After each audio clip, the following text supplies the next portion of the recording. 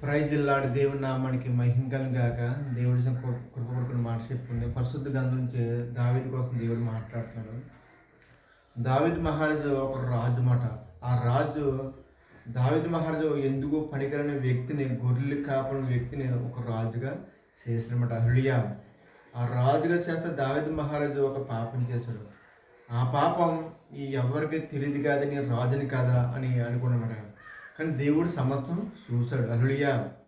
ఆయన తెలుసు, ప్రతిదీ తెలుసు. మనిషి ఎలా ఉన్నాడో, ఏ విధంగా ఉన్నాడో, ఎలా మాట్లాడుతున్నాడో ఏమో దేవుడికి తెలుసు. నువ్వు ఏ ఏ ఏ పాపం చేస్తావో ఆ పాపం నువ్వు కోస్తామట. హల్లెలూయా. అలాగే దావీదు చేసిన పాపానికి ఆయన బలైపోయాడు, తన కుటుంబం బలైపోయింది. అలాగే మన జీవితంలో కూడా ఎన్నో పాపాలు, ఎన్నో పొరపాటు చేస్తాం, కానీ ఎదురు శిక్ష తప్పదు. ఆ శిక్ష మరణం అవ్వచ్చు, ఆ శిక్ష రోగం అవ్వచ్చు, ఏదన్నా తప్పదు.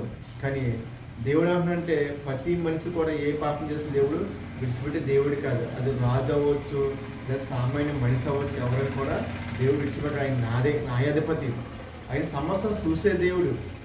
కానీ నువ్వు ఏ ఆలోచన చేసిన దేవుడు చూస్తాడు. ఒక రోజు తీర్పు ఉంటుంది, ఆ తీర్పులో నువ్వు నిలబడాలన్నమాట.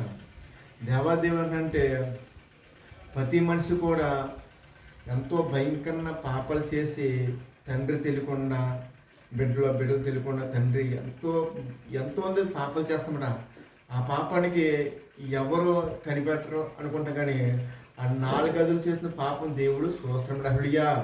ఆ పాపానికి దేవుడు ఓ రోజున మరణ శిక్ష తప్పదు. ఆ శిక్ష అనుకున్నదంటే అగ్ని ఆరదు, పురుగు సాడు లోపల పడిపోతామట.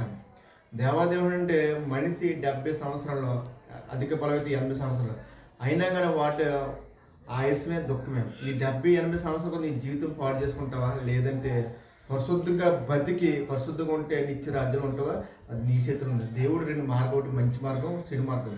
చెడు మార్గంలో అయితే కొన్ని 50 సంవత్సరాలు అద్భుతంగా కాలిపోతావు. అదే మంచి మార్గంలో దేవుడి మార్గం వెళ్తే సంతోషంగా ఆనందంగా నువ్వు ఉంటామట. హల్లెలూయా.